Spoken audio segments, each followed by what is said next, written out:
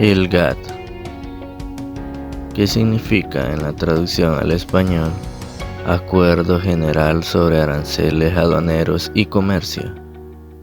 Su nacimiento llegó el 30 de octubre de 1947, firmado por 23 países en el Palacio de las Naciones en Ginebra, Suiza. El objetivo contractual fue garantizar a los medios empresariales un entorno comercial internacional estable y previsible y un proceso continuo de liberación del comercio. El sistema multilateral del comercio contribuye así al crecimiento y desarrollo de la economía mundial. Funcionamiento.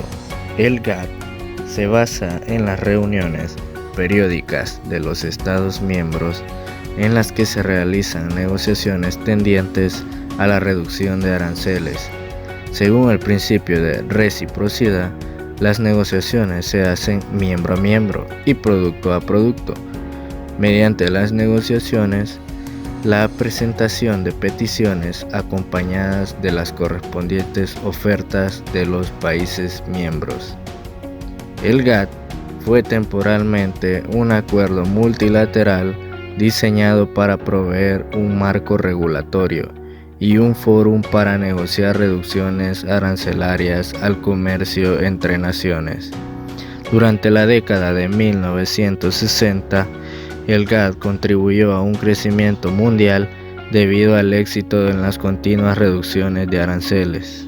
Todo país miembro tiene derecho a exigir de otro las mismas ventajas comerciales que las concedidas por este último a cualquier otro país miembro.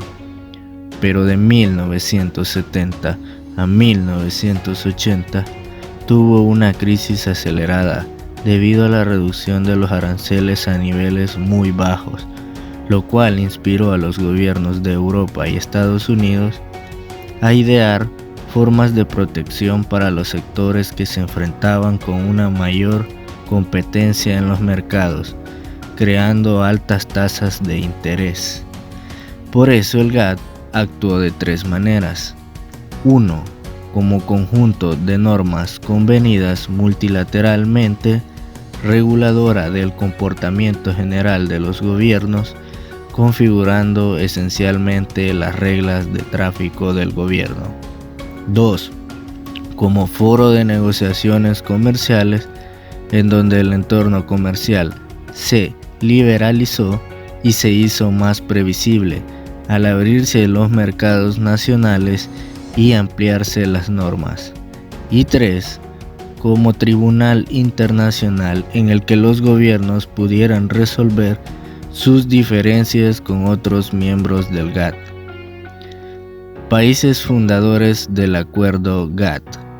Los 23 miembros fundadores fueron Australia, Bélgica, Birmania, que es Myanmar, Brasil, Canadá, Ceilán, que ahora es conocido como Sri Lanka, Cuba, la República Checa, Chile, China, Estados Unidos, Francia, Líbano, Luxemburgo, Noruega, Nueva Zelanda, Países Bajos, Pakistán, Reino Unido, Rodesia del Sur, ahora conocido como Zimbabue, Siria y Sudáfrica. Desenlace y paso a la OMC. El éxito logrado por el GATT en la reducción de los aranceles a niveles tan bajos, unido a una serie de recesiones económicas en el decenio 1970 y en los primeros años de 1980, inició a los gobiernos a idear a otras formas de protección para los sectores que se enfrentaban con una mayor competencia en los mercados exteriores. Las elevadas tasas de desempleo y los constantes cierres de fábrica durante las crisis de aquellos años impulsaron a los gobiernos en Europa Occidental y en América del Norte a crear nuevos tipos de barreras comerciales no arancelarias, a tratar de concertar con sus competidores acuerdos bilaterales de reparto del mercado y emprender una carrera de subvenciones para mantener sus posiciones en el mercado de productos agropecuarios. El problema no se ha limitado al deterioro del clima de política comercial. A principios del decenio de 1980, el Acuerdo General no respondía ya a las realidades del comercio mundial, como le había hecho en el decenio de 1940. Esto y otros factores persuadieron a los miembros del GATT de que debía hacerse un favor por reforzar y ampliar el sistema multilateral. Ese esfuerzo se tradujo en la Ronda Uruguay y en la creación de la OMC. Aspectos relevantes del GATT. Protección de las ramas de producción nacionales únicamente mediante aranceles. Esta primera regla, al tiempo que reconoce la importancia de que los países miembros apliquen una política comercial abierta y liberal, les permite proteger la producción nacional frente a la competencia del extranjero, siempre que tal protección se brinde únicamente mediante los aranceles y se mantenga en niveles bajos. A tal efecto, se prohíbe que los países apliquen restricciones cuantitativas. Aunque defendía el comercio liberal, el GATT reconocía que es natural que los países deseen proteger sus ramas de producción frente a la competencia extranjera. El principio de la protección arancelaria queda afianzado por disposiciones que prohíben aplicar restricciones cuantitativas a las importaciones. Sin embargo, esta regla tiene una excepción importante, y es que permite a los países que se encuentren con dificultades en la balanza de pagos restringir las importaciones para salvaguardar su posición financiera en el exterior. Otra característica esencial del GATT es la reducción y consolidación de los aranceles. Esta regla apunta a la reducción y eliminación en el marco de negociaciones multilaterales de los obstáculos arancelarios y de otra índole del comercio. Los derechos así reducidos se incluyen en la lista de concesiones de cada país. Se dice que los tipos arancelarios que figuran en estas listas son tipos consolidados. Los países tienen la obligación de no aumentar los aranceles por encima de los tipos consolidados que figuran en sus listas. El principio básico que regula tales concesiones es el llamado de la reciprocidad y la ventaja mutua. El país que solicita un mejor acceso a los mercados de otros países mediante supresiones arancelarias o la supresión de otras barreras debe de estar dispuesto a hacer concesiones que los demás países consideren ventajosas y de igual valor a las que ellos hacen.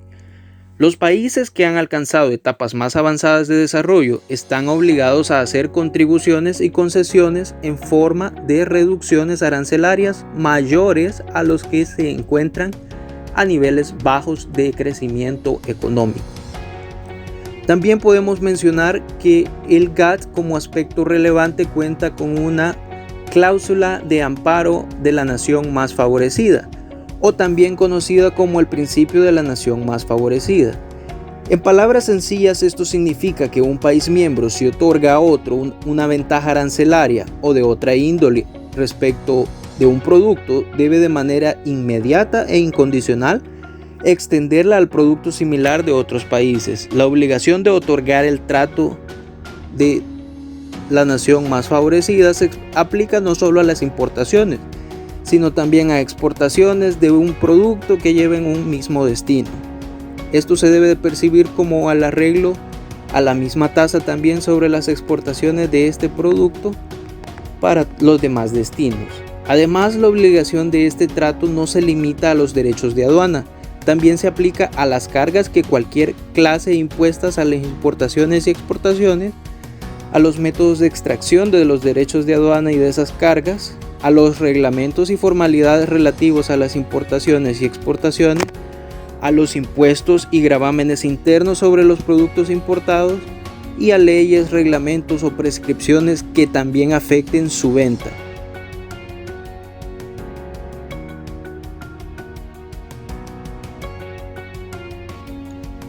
El trato nacional obliga a cada país a no gravar un producto importado.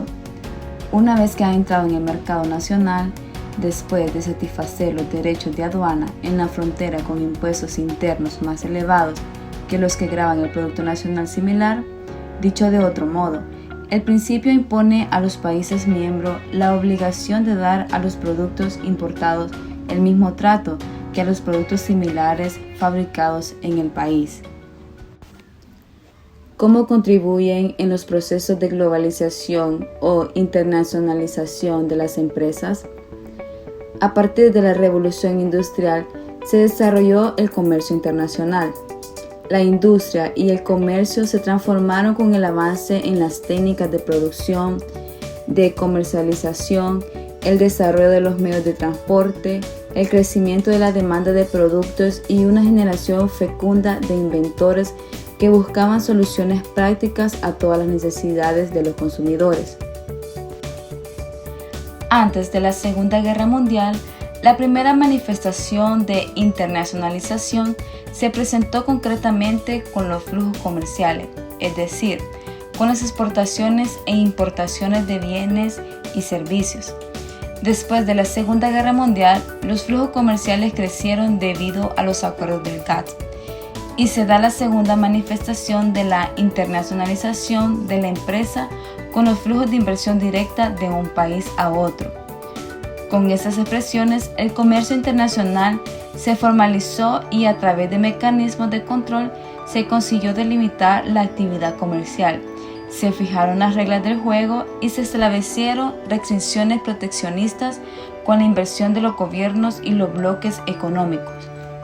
Continuando con la contribución que genera el GATT al proceso de la globalización o internalización de las empresas, tenemos que el GATT también reduce barreras arancelarias, ya sea desgravaciones periódicas o la eliminación inmediata de esos aranceles para determinados países y productos específicos.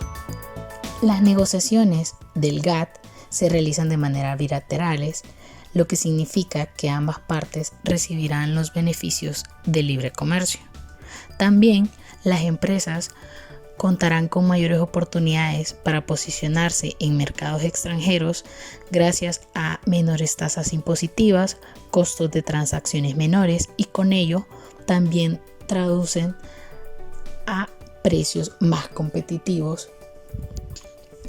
A través de los acuerdos del GATT permite transferencias de tecnología de empresas internacionales y esto permite el aprendizaje por parte de empresas locales que adapten procesos de economías más diversas.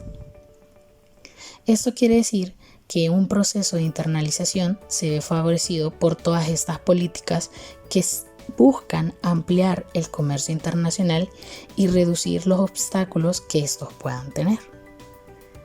Y esto sería todo. Muchas gracias por la atención.